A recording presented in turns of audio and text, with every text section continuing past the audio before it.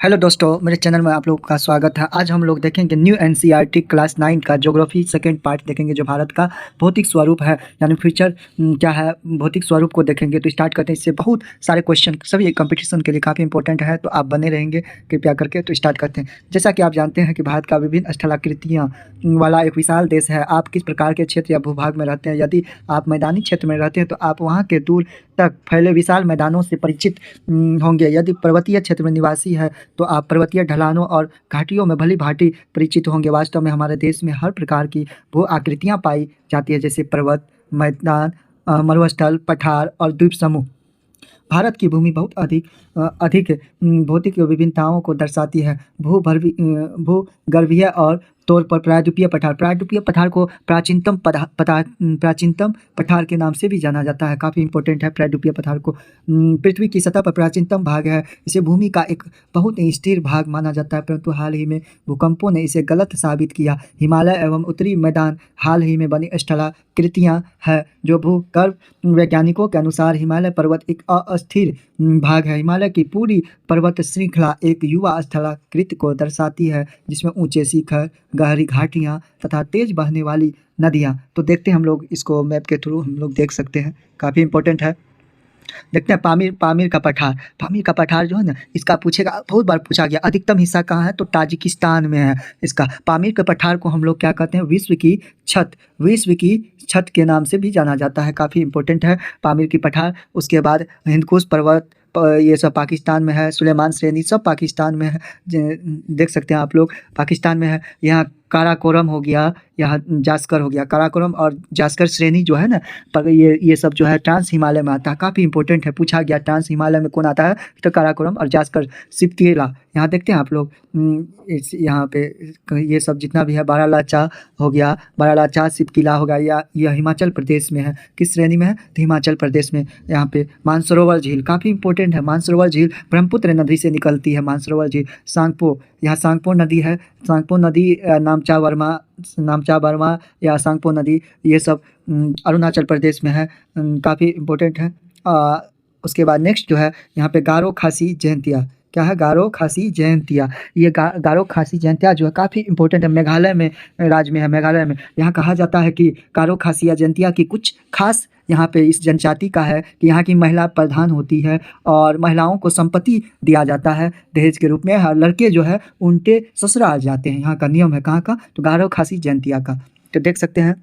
उसके बाद कुछ इंपॉर्टेंट है जो यहाँ पे देख सकते हैं आप लोग। यमुना हो गया, चंबल हो गया, गंगा हो गया, घाघरा हो गया, ये घाघरा हो गया। उसके बाद सोन नदी हो गया। ये सब जो है ना, अमरकंटक से निकलने वाली नदी है। यमुना पूछेगा, दिल्ली शहर बसा हुआ चंबल नदी। उसके बाद मध्य प्रदेश वगैरह, इसके ये सब गंगा अधिकतर पूछेगा तो बिहार में भी है। उसके बाद यूपी, ये सब देख सकते हैं आप लोग। काफ़ी कच्छ का रण गुजरात में है। काफ़ी इंपॉर्टेंट है कच्छ का रण गुजरात में। उसके बाद नेक्स्ट देखते हैं हम लोग।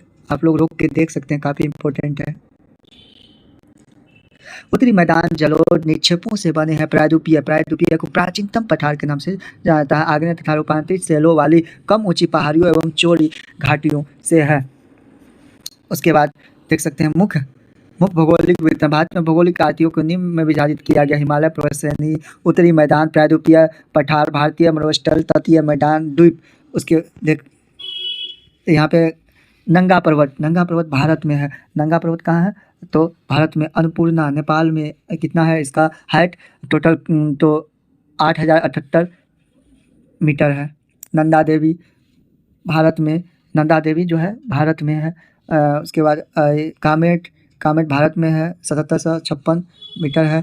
नामचा बर्मा, ये काफ़ी इंपॉर्टेंट। नामचा बर्मा आंध्र प्रदेश में है। यह भारत के आंध्र प्रदेश में 7756 मीटर। गुरुला माडला, ये जो है गुरुला मादरा जो है नेपाल में है, 7728 मीटर है। देखते हैं कुछ इंपॉर्टेंट। महान हिमालय के वलय की प्रकृति असममित है। हिमालय के इस भाग का क्रोड ग्रेनाइट का बना है। श्रृंखला हमेशा बर्फ में से ढकी रहती है तथा इससे बहुत सी हिमानियों का प्रभाव होता है। देखते हैं कुछ इंपॉर्टेंट फैक्ट को। तो यहाँ महान हिमालय में पाए जाने वाले हिमानियों तथा दर्रों के नाम बताएं। हिमानिया की बात करें तो गंगोत्री हो गया, भागीरथी हो गया, चतुरर्थी हो गया, कावेरी, ये सब जो है हिमानी है। अब दर्रा पूछेगा, दर्रा का नाम, तो दर्रा सिपकीला दर्रा होगा, रोहतांग दर्रा जो हिमाचल प्रदेश में है, बोमबिला दिल दर्रा अरुणाचल प्रदेश, या बोमबिला दर्रा या दिहांग दर्रा भी अरुणाचल प्रदेश है। उसके बाद सेकंड, भारत के उन राज्यों के नाम जहाँ ऊपर दिए नीचे शिखर स्थित है।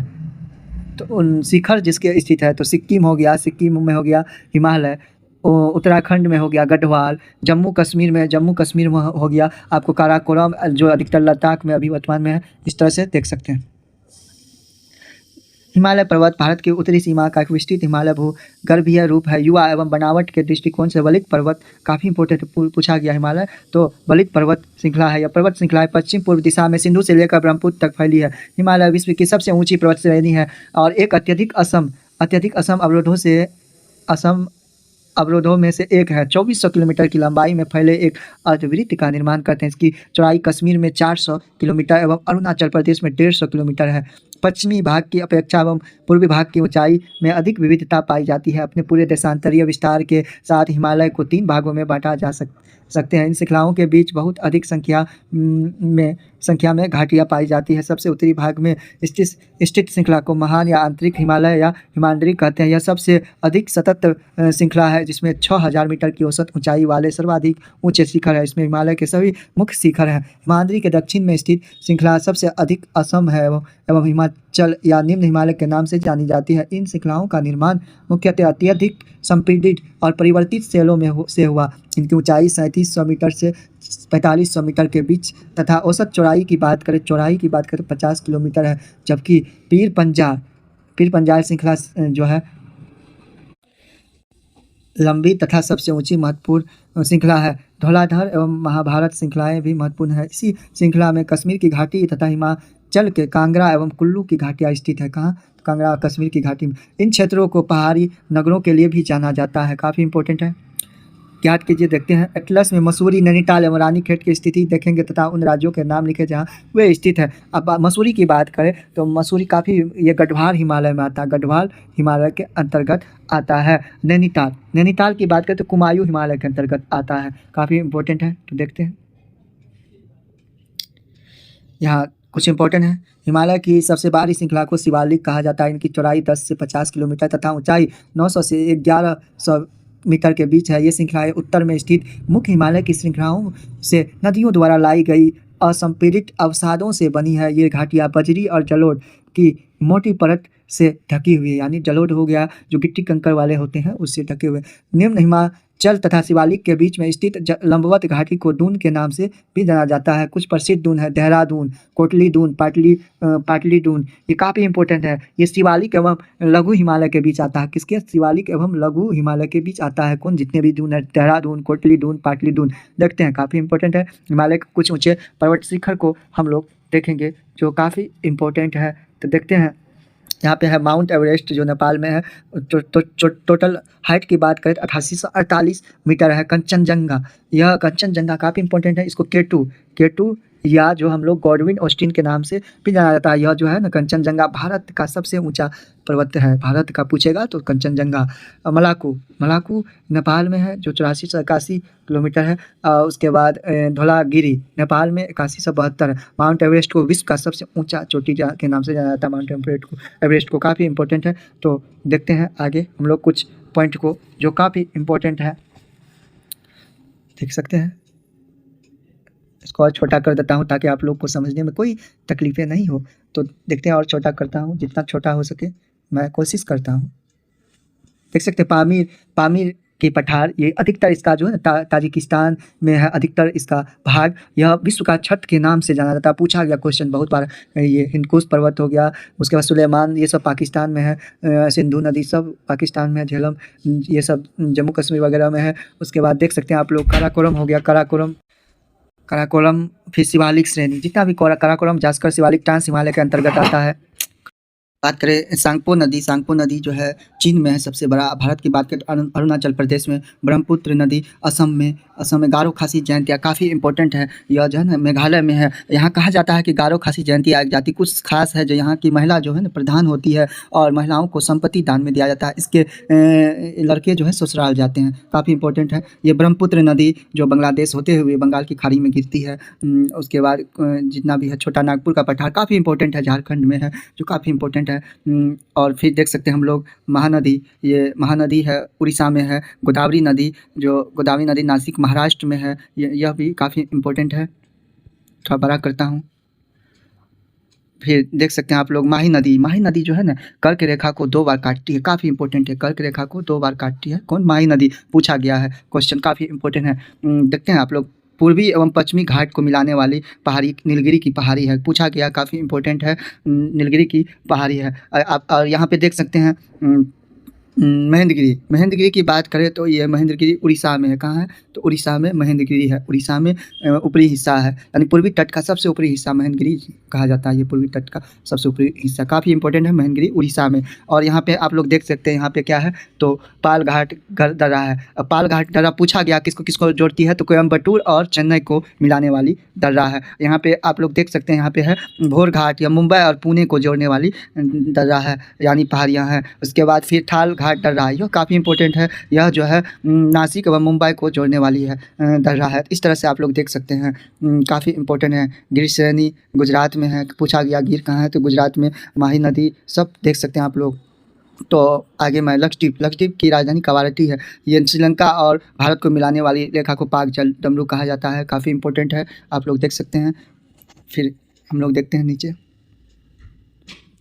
साथ फैल जाता है। इन्हें पूर्वांचल या पूर्वी पहाड़ियों तथा श्रृंखलाओं के नाम से जाना जाता है। ये पहाड़ियाँ उत्तर पूर्वी राज्यों से होकर गुजरते हैं तथा मजबूत बलुआ पत्थर जो अवसादी सेल से है बनी है। ये घने जंगलों से ढकी तथा अधिकतर समांतर श्रृंखलाओं एवं घाटियों के रूप में फैली है। पूर्वांचल में पटकाई, नागा, मिजो तथा मणिपुर पहाड़ियाँ शामिल है, काफ़ी इंपॉर्टेंट है, पूछा गया है। तो कहाँ कहाँ है, तो पूर्वांचल में पटकोई की पहाड़ी, नागा में मिजो की पहाड़ी, नागालैंड में, मणिपुर में पहाड़ियाँ शामिल है। उत्तरी मैदान की बात करें, उत्तरी मैदान हो गया आपको जम्मू कश्मीर। उत्तरी मैदान 3 प्रमुख नदियाँ सिंधु, गंगा एवं ब्रह्मपुत्र, सिंधु, गंगा एवं ब्रह्मपुत्र यहाँ पे पूछा जाता है, काफ़ी इंपॉर्टेंट है, आप लोग याद रखिएगा। यहाँ सिंधु जो है, सिंधु और सतलज नदी के बीच में कौन सा हिमालय है, तो पंजाब हिमालय। उसके बाद पूछता है सतलज एवं कुमायूं के बीच, सतलज एवं काली के बीच की बात करें तो कुमायूं हिमालय, आप लोग लिख लीजिएगा, पूछा जाता है। काली और तिस्ता नदियों के बीच कौन सी हिमालय है, तो नेपाल हिमालय है। और तिस्ता और दिहांग नदी, दिहांग जो असम में है, तिस्ता और दिहांग नदियों के बीच असम हिमालय है। इस तरह से याद रखिएगा। नदियों से बना यह मैदान जलोढ़ मृदा से बना। यहाँ लाखों वर्ष में हिमालय के गिरिपहाड़ में स्थित बहुत बड़े बेसिन द्रोणी में जलोढ़ों का निक्षेपण हुआ, जिससे इस उपजाऊ मैदान का निर्माण हुआ। इसका विस्तार 7 लाख वर्ग किलोमीटर के क्षेत्र है। यह मैदान लगभग 2400 किलोमीटर लंबा एवं 240 देख सकते हैं। इस उत्तर दक्षिण के अतिरिक्त हिमालय को पश्चिम से पूर्व तथा स्थित क्षेत्रों के आधार पर विभाजित किया गया। इन वर्गीकरण को नदी घाटियों की सीमाओं के आधार पर किया गया है। उदाहरण के लिए सतलुज सिंधु के बीच स्थित हिमालय के भागों को पंजाब हिमालय के नाम से जाना जाता है, लेकिन पश्चिम से पूर्व क्रमशः इसे कश्मीर तथा हिमाचल हिमालय के नाम से भी जाना जाता है। सतलुज तथा काली नदियों के बीच स्थित हिमालय के भाग को कुमायूं हिमालय के नाम से जाना जाता है।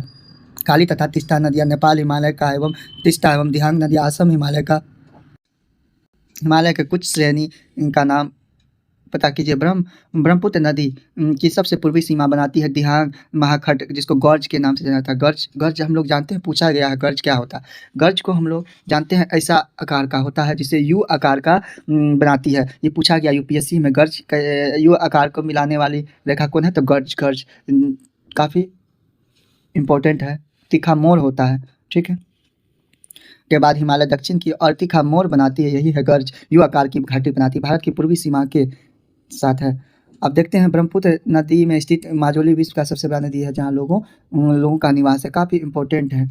320 किलोमीटर चौड़ा या सघन जनसंख्या वाला भौगोलिक क्षेत्र है। समृद्ध मृदा आवरण, पर्याप्त पानी की उपलब्धता एवं अनुकूल जलवायु के कारण कृषि की दृष्टि से यह भारत का अत्यधिक उत्पादक क्षेत्र है। उत्तरी पूर्वी से आने वाली नदियाँ निक्षेपण कार्य में लगी है। नदी के निचले भाग में ढाल कम होने के कारण नदी की गति कम हो जाती है, जिसके परिणाम स्वरूप नदियाँ द्वीपों का निर्माण करती है, काफ़ी इंपॉर्टेंट है।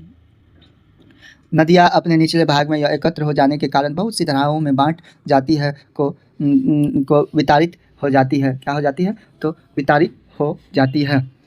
दोआब का अर्थ है दो नदियों के बीच का दोआब जो शब्दों से मिलकर बना है। दो तथा आब तथा पानी। इसी प्रकार पंजाब में दो शब्दों से मिलकर बनाती है। पंच का अर्थ है पाँच, आब का अर्थ है पाँच। पाँच नदियों, काफ़ी इंपॉर्टेंट पूछा गया क्वेश्चन, पाँच नदियों का संगम किसे कहा जाता है? तो पाँच नदियों का संगम की बात करें तो सिंधु हो गया, झेलम हो गया, चिनाब हो गया, रावी हो गया, उसके बाद सतलज, व्यास, ये पाँच नदियों का संगम बनाती है। काफ़ी इंपॉर्टेंट पूछा गया है। उत्तरी मैदान को मोटे तौर पर 3 उपवर्गों में विभाजित किया गया है। उत्तरी मैदान के पश्चिमी भाग का पंजाब का मैदान कहा जाता है। सिंधु तथा इसकी सहायक नदियों के द्वारा बनाए गए इस मैदान का बहुत बड़ा भाग पाकिस्तान में स्थित है। सिंधु तथा इसकी सहायक नदियाँ झेलम, चेनाब, रावी, व्यास तथा सतलज हिमालय से निकलती है। मैदान के इस भाग में दोआब की संख्या बहुत अधिक है। गंगा का विस्तार जो घग्गर, गंगा का जो विस्तार है घग्गर तथा तीस्ता नदियों के बीच उत्तरी भारत में हरियाणा, दिल्ली, उत्तर प्रदेश, बिहार, झारखंड के कुछ भाग तथा पश्चिम बंगाल में फैला है। किसका? तो समझ सकते हैं आप लोग किसका फैला हुआ है, तो गंगा का विस्तार। ब्रह्मपुत्र का नाम, अब यहाँ ब्रह्मपुत्र आया तो ब्रह्मपुत्र का नाम जो है असम में जब चल जाता है ये नदी तो दिहांग से मिलने के बाद पड़ती है ब्रह्मपुत्र नदी। दिहांग नदी से मिलने के बाद असम में स्थित है। उत्तरी मैदान की व्याख्या सामान्यतः इनके उच्चावचों में बिना किसी विविधता वाले समतल स्थल के रूप में की जाती है। यह सही नहीं है। इन विस्तृत मैदानों की भौगोलिक आकृति में भी विविधता है। आकृति भिन्नता के आधार पर उत्तरी मैदान को 4 भागों में विभाजित किया जा सकता है। नदियाँ पर्वतों से नीचे उतरते समय शिवालिक की ढाल पर 8 से 16 किलोमीटर की चौड़ी पट्टी से गुट्टिका का निक्षेपण करती है। इसे भाबर के नाम से जाना जाता है। सभी सरिताएं एक भाबर पट्टी की विलुप्त हो जाती। इस पट्टी के दक्षिण में ये सरिताएं एवं नदियाँ पुनः निकल आती है एवं नम तथा दलदली क्षेत्र का निर्माण करती है, जिसे तराई कहा जाता है। यह वन प्राणियों से भरा घने जंगलों का क्षेत्र है। बंटवारे के बाद पाकिस्तान से आए शरणार्थियों को कृषि योग्य भूमि उपलब्ध कराने के लिए इस जंगल को काटा गया था। काफ़ी इंपॉर्टेंट है। तो घने जंगल जहाँ होती नदियाँ वगैरह होती है, धूप भी आती, काफ़ी इंपॉर्टेंट है, देख सकते हैं आप लोग। जा चुका है। इस क्षेत्र में दुधवा राष्ट्रीय पार्क स्थित। दुधवा राष्ट्रीय पार्क पूछा जाता है कहाँ है, तो यूपी उत्तर प्रदेश के लखीमपुर डिस्ट्रिक्ट में है। लखीमपुर डिस्ट्रिक्ट में, यूपी के लखीमपुर डिस्ट्रिक्ट में दुधवा राष्ट्रीय। उत्तरी मैदान का सबसे विशाल भाग पुराने जलोढ़ का भाग है। वे नदियों के बाढ़ वाले मैदान के ऊपर स्थित है तथा वेदिका जैसी आकृति प्रदर्शित करती। इस भाग को भांगर के नाम से जाना जाता है। इस क्षेत्र की मृदा में चुनेदार निक्षेपण पाए जाते हैं, जिसके स्थानीय भाषा में कंकर कहा जाता है। बाढ़ वाले मैदानों के नए युवा निक्षेपों को खादर कहा जाता है। इनका लगभग प्रत्येक वर्ष पुनर्निर्माण के लिए इसलिए उपजाऊ होते हैं तथा गहन खेती के लिए आदर्श होती है। प्रायद्वीपीय पठार काफ़ी इंपॉर्टेंट है। प्रायद्वीपीय पठार एक मेज की आकृति वाली स्थल है जो पुराने क्रिस्टलीय आग्नेय तथा रूपांतरित शैलों से बना है। गोंडवाना भूमि के टूटने एवं अपवाह कारण तथा यही कारण है कि यह प्राचीनतम भूभाग का एक हिस्सा है। इस पठारी भाग में चौड़ी, चिचली घाटियाँ एवं गोलाकार पहाड़ियाँ। इस पठार के 2 मुख्य भाग हैं, मध्य उच्च भूमि तथा दक्कन का पठार, जिसको नर्मदा नदी के उत्तर में प्रायद्वीपीय पठार वह भाग है जो मालवा के पठार के अधिकतर भागों पर फैला है। उसे मध्य उच्च के नाम से जाना जाता है। विंध्य श्रृंखला, विंध्य पूछा जाता है। विंध्य पर्वत कहाँ? विंध्य पर्वत, विंध्य श्रृंखला, ये भी दक्षिण का उत्तर सतपुरा श्रृंखला तथा उत्तर पश्चिम में अरावली से घिरी। अरावली जो है ना राजस्थान में है, राजस्थान के क्षेत्र में है। अरावली पर्वत सब विश्व की सबसे पुरानी पर्वत है। अरावली पर्वत पूछा जाता है। पश्चिम से यह धीरे धीरे राजस्थान के बलुई तथा पथरीले मरुस्थल से मिल जाती। इस क्षेत्र से बहने वाली नदियाँ चंबल, सिंधु, बेटवा तथा केन दक्षिण पश्चिम से पूर्वी तरफ बहती। इस प्रकार इस क्षेत्र का देखते हैं प्रायद्वीपीय पठार आप लोग देख सकते हैं के ढाल की दर्शाती है। मध्य उच्च भूमि पश्चिम में चौड़ी लेकिन पूर्व से संकीर्ण। इस पठार के पूर्वी विस्तार को स्थानीय रूप से बुंदेलखंड और बघेलखंड के नाम से जाना जाता है। इसके और पूर्व के विस्तार को दामोदर नदी कहा जाता है। दामोदर नदी कहाँ है सबसे अधिक? तो दामोदर नदी घाटी काफ़ी इंपॉर्टेंट है। अफवाहित छोटा नागपुर पठार जो होते हैं ना वहीं है, जो झारखंड वगैरह के। दक्षिण का पठार एक त्रिभुजाकार भूभाग है जो नर्मदा नदी के दक्षिण में स्थित है। उत्तर में इसके चौड़े आधार पर सतपुरा की श्रृंखला, जबकि महादेव, कैमूर की पहाड़ी तथा मैकाल श्रृंखला इसके पूर्व विस्तार है। भारत के भौगोलिक मानचित्र पर इन पहाड़ियों में श्रृंखलाओं की स्थिति को ज्ञात करें। दक्षिण का पठार पश्चिम में ऊंचा एवं पूर्व की और कम ढाल होते हैं। आप लोग जानते हैं ढाल होते हैं। इस पठार का एक भूभाग उत्तर पूर्व में भी देखा जाता है, जिसे स्थानीय रूप से मेघालय, कार्बी एंग्लोरा पठार तथा उत्तर कचारी कचार पहाड़ी के नाम से जाना जाता है। यह एक भ्रंश के द्वारा छोटा नागपुर पठार से अलग हो गया है। पश्चिम से पूर्व की यह 3 महत्वपूर्ण श्रृंखलाएँ गारो, खासी, जयंतिया मेघालय में काफ़ी इंपॉर्टेंट है। अब आता है यहाँ की पूछा जाता है दक्षिण से पश्चिम से उत्तर पूर्व की ओर बहने वाली नदियाँ, तो बहुत बार पूछा गया है कहाँ दक्षिण पश्चिम से उत्तर पूर्व की ओर बहने वाली नदियाँ पूछा गया। चंबल, सिंध, बेतवा, केरन नदी ये सभी जो है ना बहती है तो बहती है कहाँ से कहाँ उत्तर पूर्व की और दक्षिण पश्चिम से। अब देखते हैं हम लोग दक्षिण की पठार के पूर्वी एवं पश्चिमी सिरे पर क्रमशः पूर्वी तथा पश्चिमी घाटी स्थित है। पश्चिमी घाट पश्चिमी तट के समांतर स्थित है। वे सतत है तथा उन्हें केवल 2 दर्रों के द्वारा ही पार किया जा सकता है। भारत के भौगोलिक मानचित्र में थाल घाट, भोर घाट और पाल घाट हम बताए थे इसके बारे में। तो पाल घाट, थाल घाट, भोर घाट, पाल घाट पूछा जाता है। पाल घाट किसको किसको जोड़ती है तो कोयम्बटूर और चेन्नई को। थाल घाट की बात करें तो नासिक और मुंबई को जोड़ती है। और उसके बाद भोर घाट की बात करें तो भोर घाट जो है ना मुंबई एवं पुणे को जोड़ती है। पश्चिम घाट पूर्वी घाट की अपेक्षा ऊंचे और पूर्वी घाट के 600 मीटर की औसत ऊंचाई की तुलना में पश्चिमी घाट की ऊंचाई 900 से 1600 मीटर है। पूर्वी घाट का विस्तार महानदी घाटी से दक्षिण में नीलगिरी तक एवं पूर्वी घाट का विस्तार सतत नहीं है, यह अनियमित है तथा बंगाल की खाड़ी में गिरने वाली नदियों में इनको काट दिया जाता है। पश्चिमी घाट में पर्वतीय वर्षा होती है। यह वर्षा घाट के पश्चिमी ढाल पर आर्द्र हवा से के टकराकर ऊपर उठने के कारण होती है। पश्चिमी घाट को विभिन्न स्थानीय नामों से जाना जाता है। पश्चिमी घाट की ऊंचाई उत्तर से दक्षिण की ओर बढ़ती जाती है। इस भूभाग के शिखर ऊंचे जैसे अन्नायमुरी पूछा जाता है।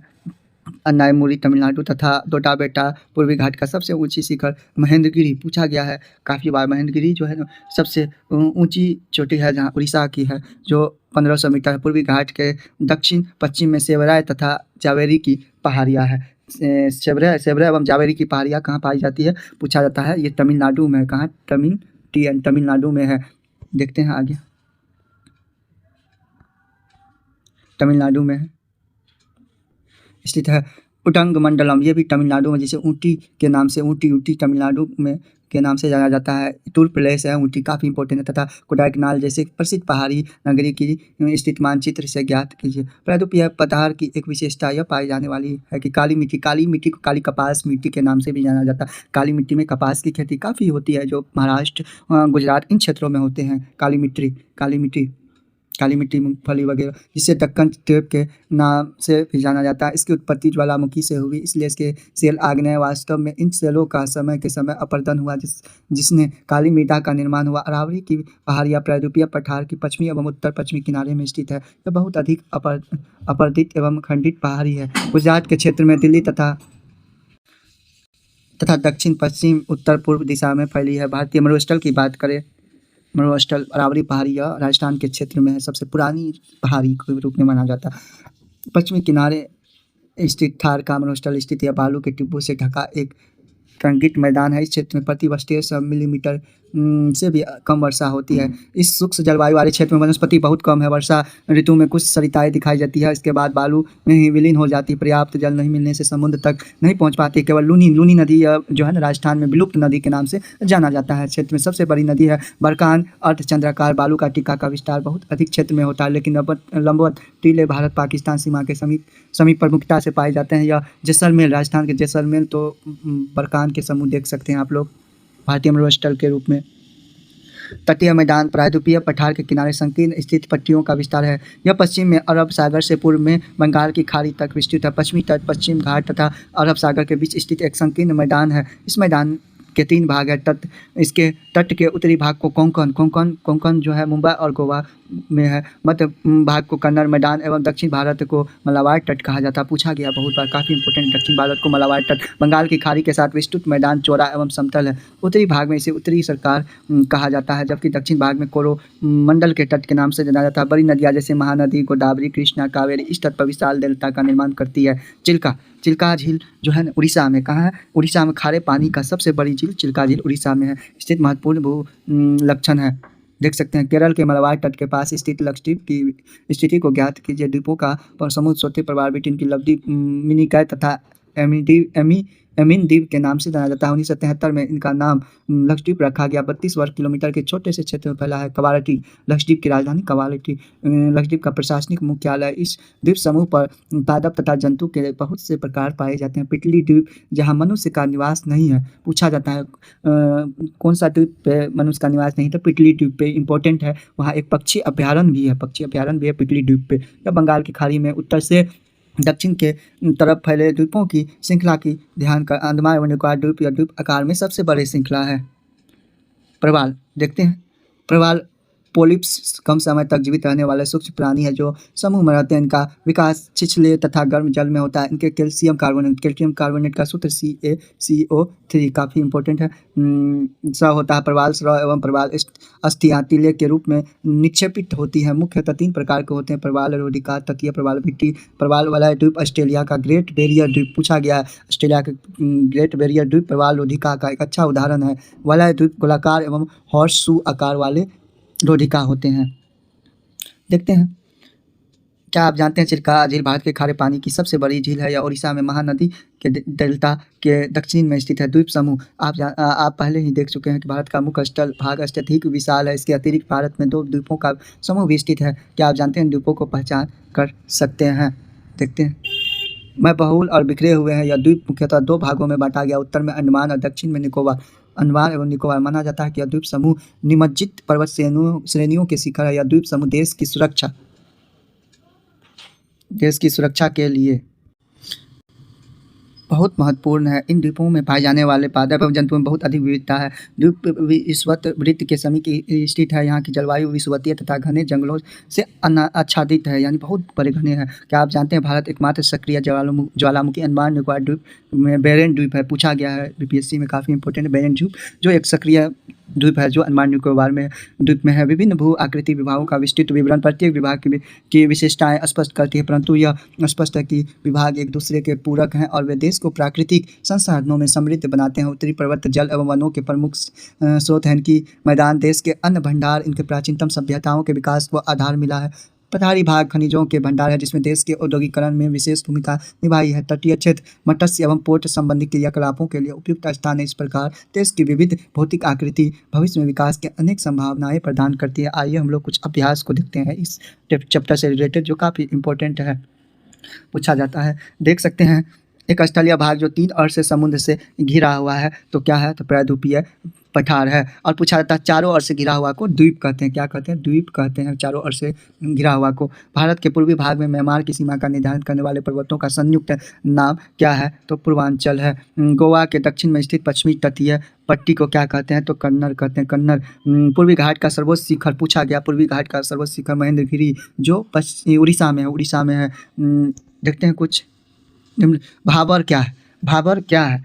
भाबर जो है शिवालिक की ढाल पर चौड़ी पट्टी बनाती है, जो उसे ही भाबर कहते हैं। हिमालय के 3 प्रमुख विभागों के नाम उत्तर से दक्षिण के क्रम में बताइए। तो महान, लघु और शिवालिक हिमालय, ये उत्तर से दक्षिण की। अरावली और विंध्याचल की पहाड़ियों में कौन पठार स्थित है? तो मालवा की पठार स्थित है। भारत के उन द्वीपों के नाम बताइए जो प्रवाल भिट्टी के हैं। लक्षद्वीप है। लक्षद्वीप की राजधानी कवारटी है। इस तरह से आज हम लोग ने चैप्टर 2 देखा, क्लास 9 का न्यू NCERT का। अगर आप लोगों को वीडियो अच्छा लगे तो कृपया लाइक शेयर सब्सक्राइब कर